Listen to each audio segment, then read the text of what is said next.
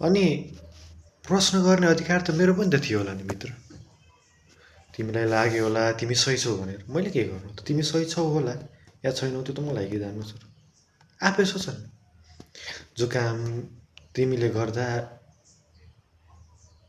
सही हुने अनि मैले गर्दा चाहिँ गलत हुने कसरी? म त उत्तर जान्न चाहन्छु नि। मैले कसैको नराम्रो कहिले सोचिनँ अनि म त्यो तिमीबाट किन आशा हो? यदि तिमी गलत छौ भने गलत छौ भनेर स्वीकार छैन भने छैन भन, मलाई के मतलब छैन। तर तिमीले त्यहाँ झुट बोल्यौ नि जहाँ मलाई तिमीमा सबैभन्दा भरोसा थियो के।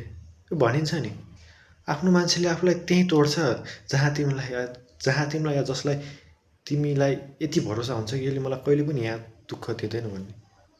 मलाई तिमीले त्यहीँ रुराएको थियो।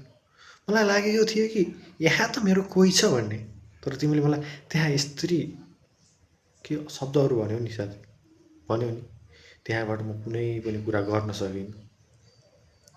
हो, मैले चाहेको कुरा सबै मैले पाउन सक्दिनँ, तर एउटा भरोसा त खोजेको थिएँ, एउटा विश्वास त खोजेको थिएँ। मैले त्यो पनि पाउन सकिनँ। अनि नपाउनुको कारण के हो थाहा छ? कि म धेरै राम्रो थिएँ। अक्सर कहते हैं ना लोग, जो अच्छे होते हैं उनके साथ हमेशा ही बुरा होता है। मेरे साथ भी वही हुआ है। I am good, I think, और I am, but at the end I thought every right person or every sweet person they feel lonely or blame by other people. सजिलो थिएन तर असम्भव पनि त थिएन भन्छन् नि। मलाई पनि त्यस्तै लागेको छ। अब यी कुराहरू छोडेर जानुपर्छ जस्तो लागिरहेको छ। म सही थिएँ, राम्रो थिएँ, मैले राम्रै काम गरेँ, तर यति राम्रो काम गर्नुको के अर्थ? जहाँ आफूलाई दुःख परेको बेला, आफूलाई चाहिएको बेला उसको कसैले साथ दिँदैन भने अब आफै भन न, तिम्रो लागि म कहाँ कहाँ उपस्थित भएन, तिमीले जहाँ भन्यो त्यहीँ आएँ।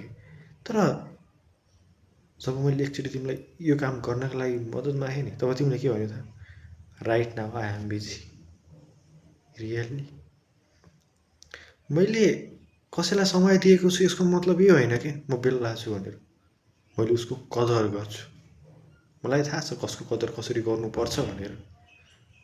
मलाई नसिकाउँदा हुन्छ मैले कदर गर्न जानिनँ भनेर। अब याद राख्नु, कदर गरेको छु, तर अब त विश्वास गर्दैन। अब मरे पनि मलाई मतलब छैन, किनकि जब एकचोटि दिल टुट्छ नि तब